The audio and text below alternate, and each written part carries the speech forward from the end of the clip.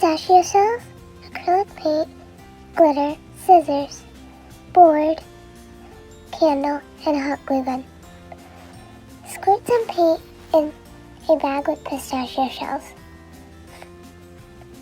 Close the bag and squish and shake the bag so that paint reaches each shell.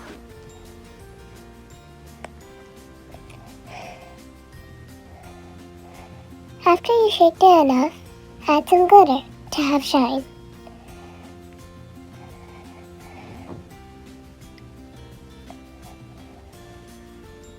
Lay the shells on a mat. You can take them apart so that they don't dry stuck together. Paint the insides of each shell metallic. Trace the candle onto a board.